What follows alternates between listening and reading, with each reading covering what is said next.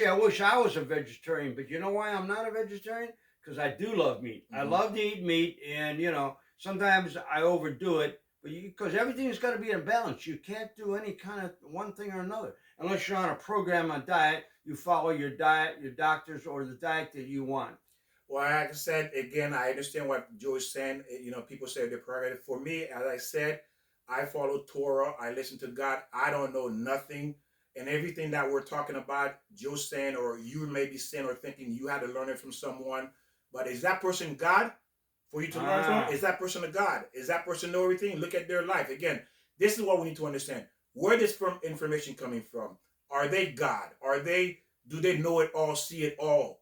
Again, so again, that's why it's called science, because it's constantly developing new information that they did not know before. But the Torah has everything in it from day one. well, what So about there's nothing to discover, because right? what was yesterday will be the same today, because God does not change. What about some of the people on a diet that are carnivore?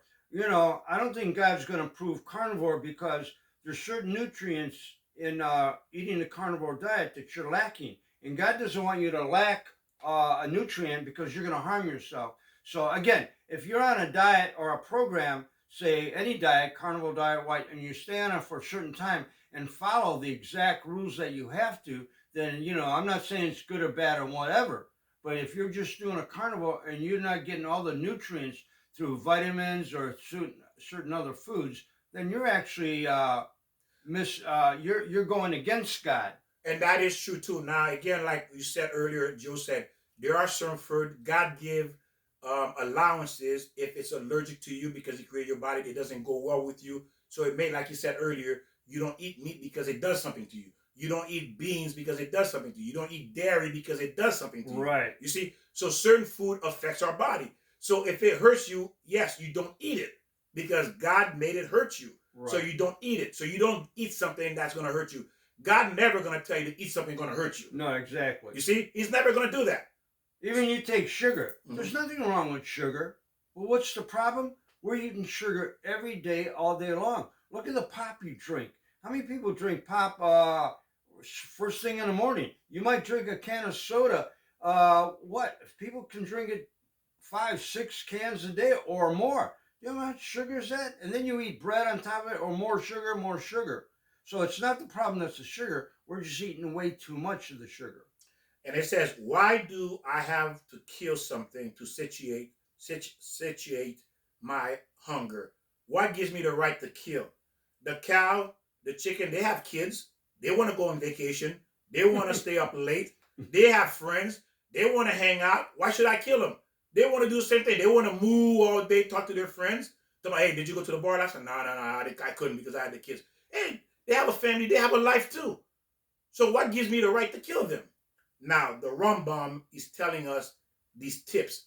Why God gave Explain who man. Rambam The is. People Rambam don't know. is a Yeah. Jewish philosopher, not just a Okay. philosopher, but he was a holy man, huge, and he was also a medical doctor. Okay, so if you go research him, you'll see. Even out from my understanding, he's in the library here in the United States to be one of the wisest men that ever lived.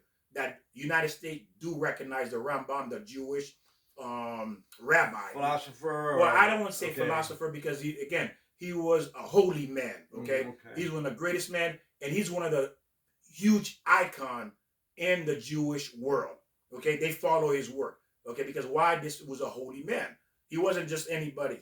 This was man is like almost close to Moses. That's how big he was.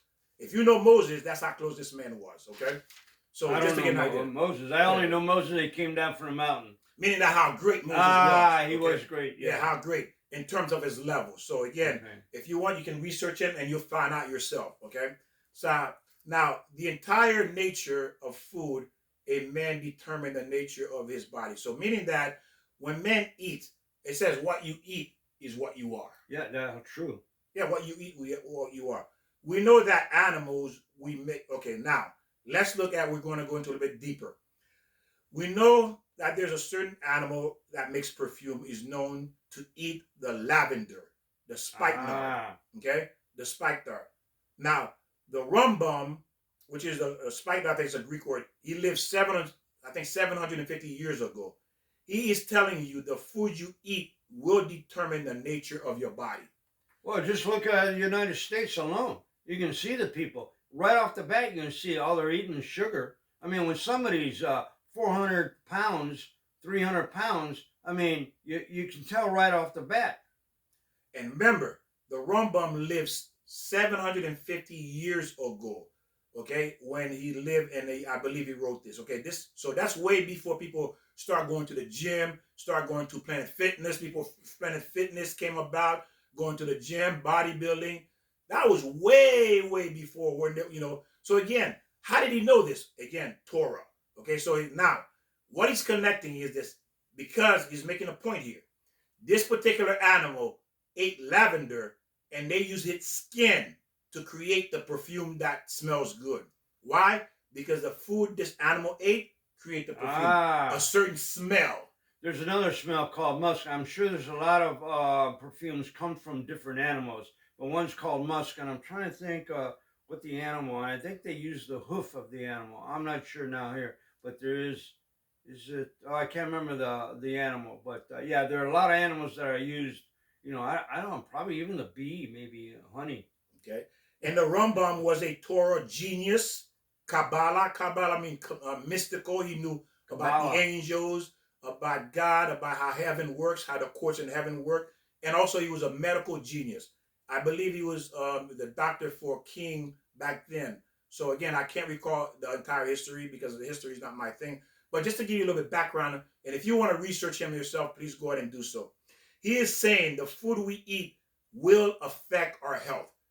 Okay, see that? Now, how can somebody live 750 years ago know this? When today we think we're a medical genius when it comes to health. Right. We have these bodybuilders, these CrossFit, this and that, jumping over ropes, hanging rope, climbing rope, lifting tires. We're thinking we know it all. Well, didn't he read the Bible? I'm sure he read the Torah. The Torah. Yeah, well, the Torah. The Old Testament.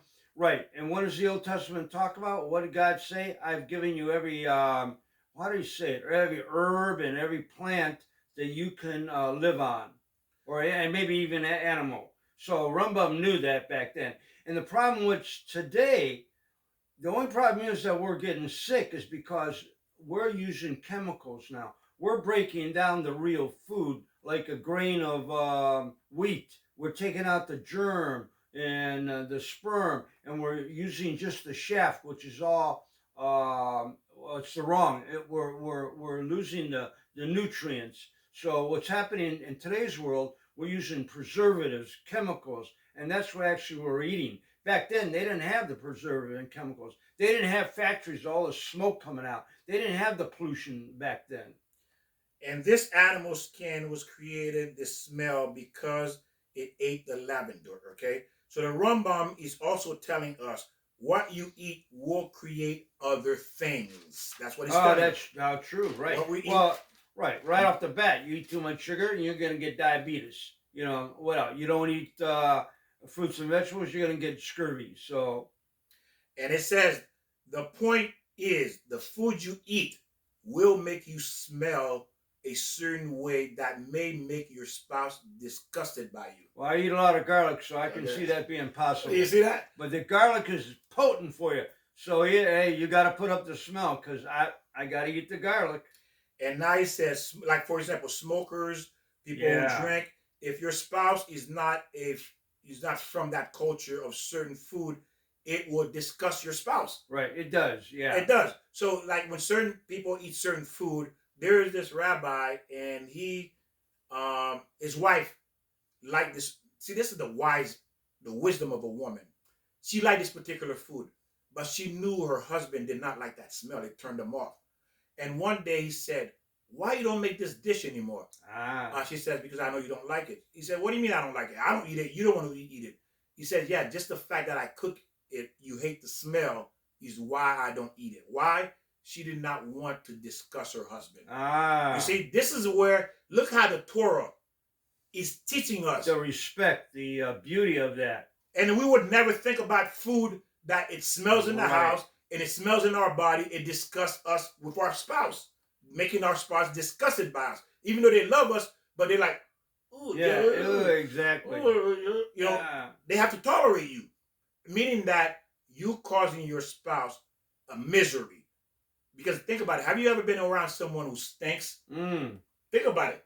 Like you were on a bus or on a train, you're in a room. Well, that's hygiene, Yeah. basically. But just to Yeah. give you an idea, Right. No, how that made you exactly. feel. Like you Exactly. you were gagging. Oh yeah, yeah. You'd have to You're leave. like, Yeah, I can't exactly. breathe. Mm. Hey, smash out the elevator. Hey, I'd rather cut the cord of the elevator and Ooh. drop to the ground for me to get out of here. You see, because why? It gags you.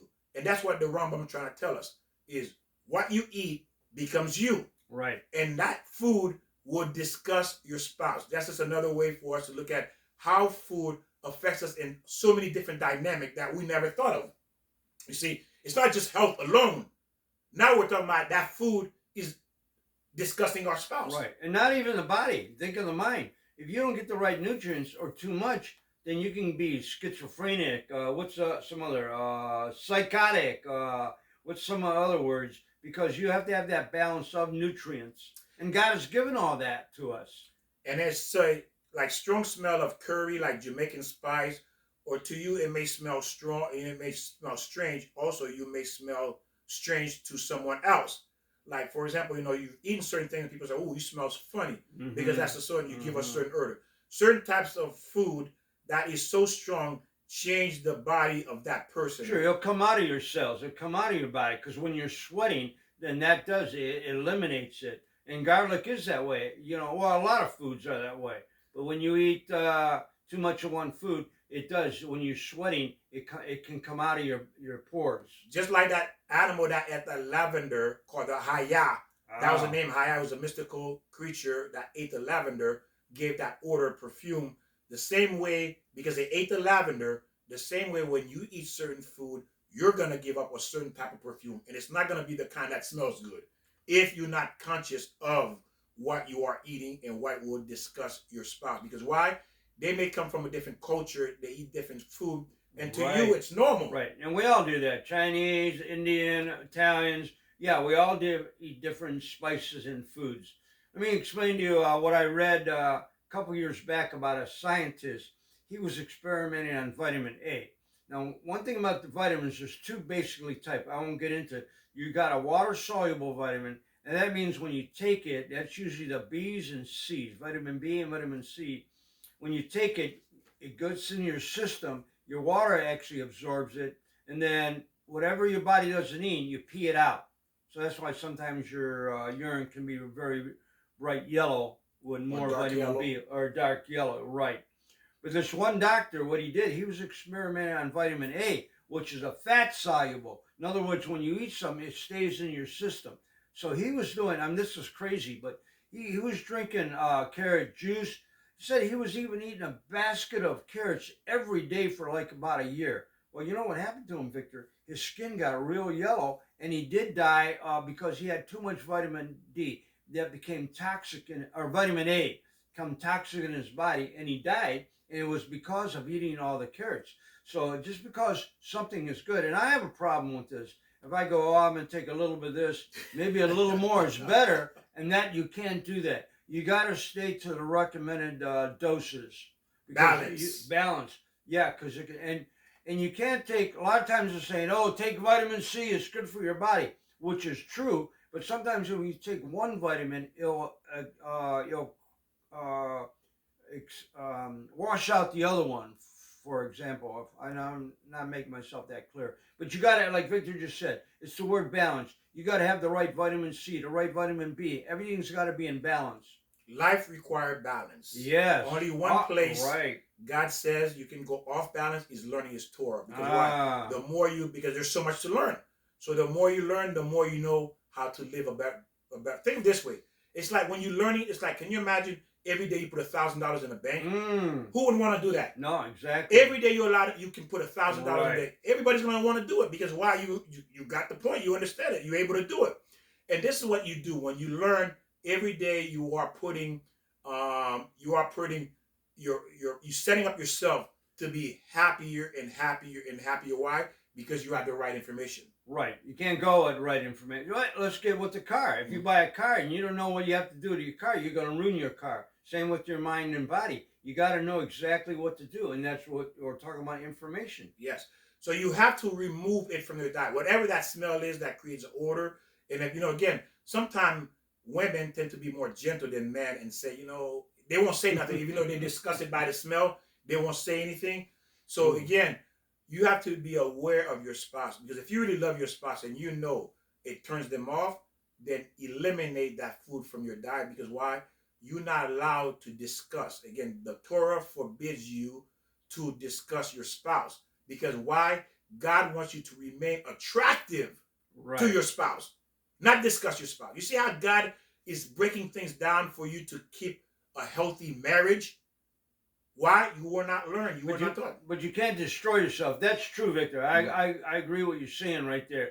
But we got to watch. If your body needs something, you got to learn how to incorporate that. I mean, whatever it is. I mean, like medicine. A lot of medicines turn people off because when it gets in their system. But you got to take the medicine. So, the spouse is going to have to tolerate it when it comes to certain situations. Of course, absolutely. There are allowances. Again, if it's life-threatening, it's needed. Yes. If it's something that's needed to sustain life, absolutely. God is not saying that. God is saying things that does not need it to sustain life, that just simply will turn off your spouse, is you cut out of your diet. When I was married, I'd come home from work. Now, don't forget, I'm in construction. I'm dirty, smelly, everything stinks, bread stinks, everything. So my wife would say, how come when you come home, you don't give me a kiss? I go, because I'm all dirty and smelly. I want to go in and brush my teeth and take a shower. And so that's part of it. So we got to understand, we got to work with all that stinkiness or whatever it is. Right, but you don't want to be... turn off, discuss your spouse. Yeah, that's right. You don't want to discuss Absolutely your spouse. Not. Nobody wants to do that. Exactly, and that's the whole point. God is telling you the food you eat will discuss your spouse, and it's forbidden to discuss your spouse. Now, it will affect you in the most inappropriate time. And usually, during the time of intimacy, you will start to sweat, and the odor will come out then. Can you imagine? You hate that odor, and you intimate with your spouse, and ugh, you can't enjoy it. Yeah, if you're clean though, if you're hygienically clean and you sweat, that's a natural odor, and actually that could be a turn on. So if you're if you're taking a shower and you take care of your body, then that can be a turn on. Because a lot of people like different people's scent. I mean, and that can be very attractive. I bet you don't want a stinky scent. You don't want to be sweating, going to the gym without taking a shower. But some of that scent is good. And what Joe says is true. I'm going to piggyback on it in a minute. What they're saying is the food you're eating that's disgusting to your spouse, when you are intimate with them during that time, you start to sweat. That food, that smell going to come out of you during that time. Yeah, that's true. And it's going to disgust your spouse. Right. Now, scientists and the Torah have said the most attractive smell to a woman is the natural odor of a man. See, he was ahead of me. The natural odor of a man, a woman likes that. I mean, again, that's what the Torah is saying. The natural smell, because it's designed to attract, like the animals. What they give out a pheromone, they give out certain smell to attract. There you go. The animal kingdom have it, and it does attract the opposite sex, the female. You see, so scientists have confirmed about 25 years ago that the most attractive smell of that to a wife is if the smell of her husband. Right. Okay. So, and now in my case, I love garlic, and I know it's real healthy for me. So what I have to do is find a soulmate that likes garlic. I mean, you got to work around that there. I mean, you're right. I mean, how many of you have? Yeah, listen to what Joe said. I'm gonna piggyback. I'm sorry. Go ahead. How about a smoker? Your husband is a smoker. You're not a smoker. Yeah, no, that won't work. Woo! No, I don't like smoke. No. You see that? How is that gonna work? He's a smoker. You're not a smoker. Now, anytime you're intimate, you gotta hold your nose. Yeah. How do you enjoy something like that? You can't. You just discuss and destroy the slowly you will destroy that marriage, because what it's telling you here is that there are things you're not aware of that will turn off or disgust your spouse, right? And eventually, little by little, your spouse won't want to be with you anymore, and eventually, it could lead to adultery. Because why? She's not getting the intimacy from you because you discuss her, right? And she wants it and needs it, or or vice versa. He's gonna go outside to get it, right? Because you discussed them. And there's always alternative. Like in my case, I like garlic, so maybe there's garlic pill if I need to do that. And you got to work around any kind of problem you have, not just food. It could be anything. You got to sit down and go, okay, what's the problem, honey? Let's figure out what can we do. Can you work with this? Can I work with this? Can I do this? There's always a way to work it out if you really found your soulmate and you really love. Love will conquer everything if you Well, do it rightly. Follow the Torah, follow there you the go. The Bible, instruction. follow the Ten Commandments, follow your faith. When you have the instruction like you're learning now, you're noticing there's an aspect of this you never thought about that the Torah is bringing to us. Is that when you, like Joe said, when you love that person and you understand it is something necessary to sustain their life, their health, you're going to be more willing to accept it because you understand they need that. Right. But if it's something that's not to sustain life, you have to remove it because why? The Torah does not give you permission to discuss your spouse. Here's You're a not good allowed. here's a good example. Suppose you're in a car and there's a lot of guys, maybe women too. You like to drive fast. Now, you're over the speed limit. Now it's dangerous and your wife's scared or you have children. So now you can't just think of yourself, well, I'm going 90 miles an hour. I'm safe. I can do it. Maybe you're a race car driver. You like to drive fast, which is against the law on the street. But let's say you do that. You have to have respect for the people around you. So basically, that's it. Yes. Are you gonna be letting your Yes. wife be frightened and scared and wet her pants and your kids in the back seat? Well, that means you married the wrong man. Ah, Because he doesn't care about you and the kids. right? Yeah, It's about him. That's exactly You it. married the wrong man. Yeah, you saw his car. Oh, he's a wild guy. I'm gonna marry him because the Exactly. car. So it's a person must think about their flesh. And who is their flesh? Your spouse is your flesh. Your spouse is called your flesh. Ah, That's what God calls you. Your spouse is your flesh. So you must be considerate of your flesh. The Rambam is telling us how to eat healthy diet, when to eat, and when to eat, how to eat, what to eat, and what is good and what is bad food. That's what he's teaching us here. And the reason behind it, physically and spiritually, emotionally. right. You see that? That's what he's teaching us.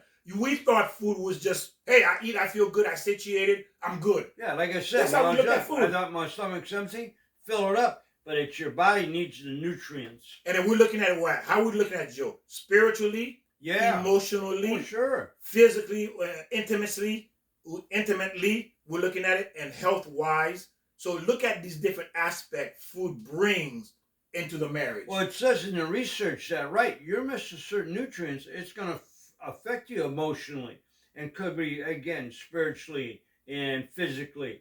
So you got to have a balance of all the nutrients or something that you may not, your body can't accept. Well, in nutrients, your body needs all the nutrients that I know of. So we're looking at, it says, compares like smoking detrimental to the person's health and intimacy and your spouse. If you're a cigarette smoker, you can't stand it. And anyone who's not a smoker, have someone that's a smoker will tell you that they can't stand it. No, right. But they put up with you because why? They're married to you. But again, ladies and gentlemen, if you know you cannot tolerate smoking or a man, don't get someone who's a smoker. What about a fart? Yeah, that too. Don't get any of those things because why? Again, this person, that's what they do. And to get away from that, it's not easy. Right. Okay? So right there, you're starting off with a handicap that would destroy the relationship in the future. Because a small thing is what usually destroys a relationship. Okay? But again, these days, not small things anymore. Is because people are just simply not considerate, not good people. Not all of them, but again, they're thinking about me. What's in it for me? And the small things, they add up. Yes. One thing, small things people can, one or two things you can work around it. Yes. Especially if you're in love and you understand the situation. But then it becomes more and more, it's become that stinky, that smoke, they're not cutting the grass, they're not doing the obligation. It adds up and go, what did I marry? I married the wrong guy, married the wrong girl. And this says, the Torah says there's two sins that affects the entire body. All the other sin only affect a certain part of the body. But two that affect the entire body. One is eating, and the next one is intimacy.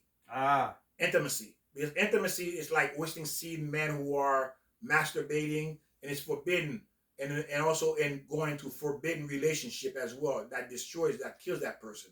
Okay, so those are the two that affects the entire body because your seed is your essence. It's your pure form of who you are. And that's why I'm saying what's happening now. Look at all the drugs that's going on, both seed and egg. So if you're doing whatever drug you're doing, if it's even over the counter, but I'm talking about illegal drugs, if you're doing this in your system, that's going to be passed on to your seed, go into the egg, and maybe the wife or the woman is doing the drugs. So it's a double compound and double whammy. You're going to have a child that's going to be deformed, Mentally or mentally physically or or both. physically or both. And it says eating. This is what the Rambam call eating. The Rambam call eating war with the body. Uh-huh. Listen to what he calls it. War with the body. Eating. That's what he calls eating. War with the body. The body's at war. Well, look what happens. As soon as food goes in your stomach, there's acid and there's this, there's enzymes, there's this and that goes into it. So, right, Victor, there's a fight in the stomach, and then it passes down, and then there's more of a fight where the body's got to pull the nutrients out of that's in the first intestines, and then it goes into large intestines, and that's if you're all backed up, there's war again. Yes, and he calls eating is it's a healthy and a spiritual part. They're connected, physically and spiritual. That's what eating is. It's a war, but it's also spiritual and physical. Once you read the Rambam, you don't need to read anything else. Only in a health aspect, your soul and body is protected in the health. Because why he's teaching you how to protect your health and your soul. Because why? Your body is at war. The nature of people has changed. Back then, meaning that the physical body of the people have changed. Back then, people were able to see, I think, from 16 to 18 miles away. Can you imagine being able to see that far? That's how our body was. You were able to see 16 to 18 miles out. Who can see that far today? Not even with binoculars. You can't even see that with binoculars. Binoculars. Yeah, you can't see 16, 18 miles away. But people were able to do that naturally. They had, back then, listen to this, they had medicine. You simply apply it behind your neck. A person would fix their vision the next day better than any person today. Okay? That's the kind of medicine they had back then. Like, how do we fix our vision? Well, look what I'm wearing. Ah, that's right. Look what I'm wearing. So, the highest level of a person is wisdom. King Solomon, listen to this.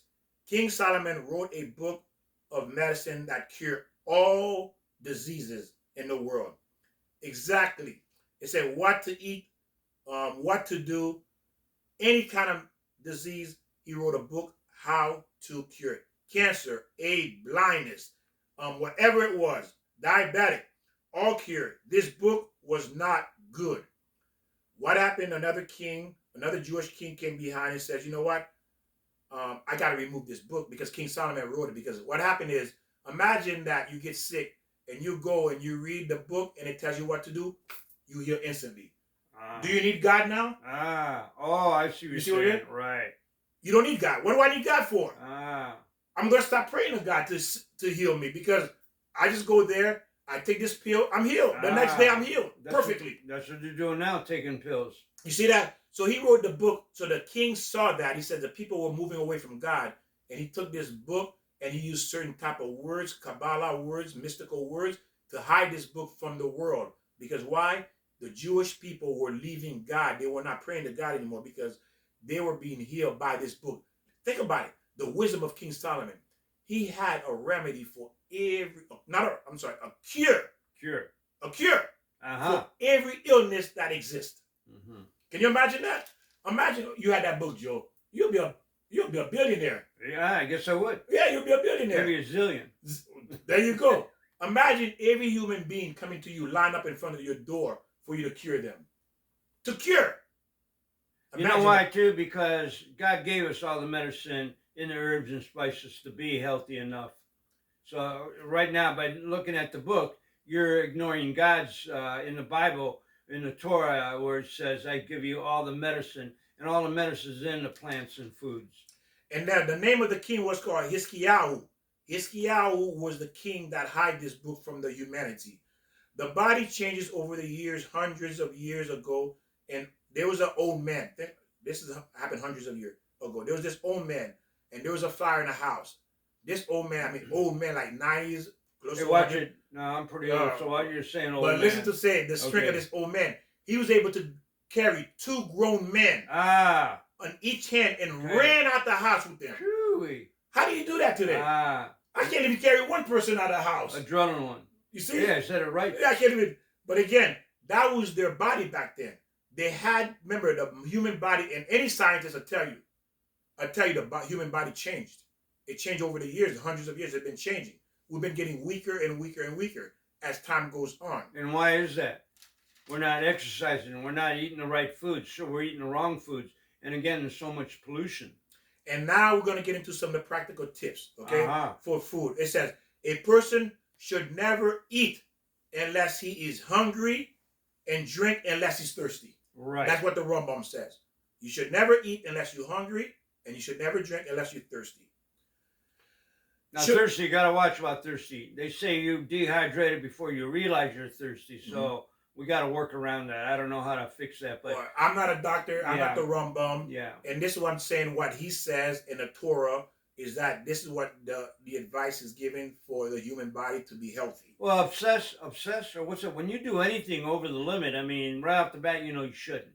I mean, even they say now too much water is no good. They're talking about 8 glasses of water a day for an individual. And that could vary. I don't think I need 8 glasses, but it all depends. If I'm working out, sweating, I might need more. So it varies how much you need. But the bottom line is overuse of something, overeating.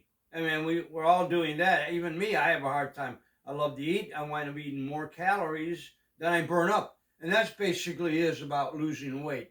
It's not going on a diet. It's like whatever you take in, you got to burn up. Your body needs the average man needs, 2,200 calories. A woman needs maybe 18, whatever it is. Everybody's different. But if you're taking in more, you got to burn that up or you're going to gain weight. It's inevitable. And don't think you can go on a diet to lose weight. If you don't exercise, it's just, it's inevitable. Very few people can go on a diet and stick to it. I mean, I've tried it. You're on a diet for 2 weeks and you go, oh, I need that cake. Oh, I need that steak. I need that pasta. And it says now again that you should never put off relieving yourself, like going to the bathroom Oh, no, for even right. 1 second. He says, don't do Right. that. You need to go. Don't hold it. It says urinating or bowel movements should not, you should do this immediately, okay? It says, Yeah, going into that then, let's talk about that. You know, I know it's going to sound all gross now, but when you go to the bathroom, those are signs if you're healthy or not. They're saying a person should really make a bowel move at least once a day, whatever your routine is. But even it's like once every other day, if you're consistent. But you got to look at the color of the poop. You got to look at the color of your pee. If it's too dark, there's a problem. There's a blood in it. So you got to understand all about that. Not to get into it any longer, but Victor, you're right.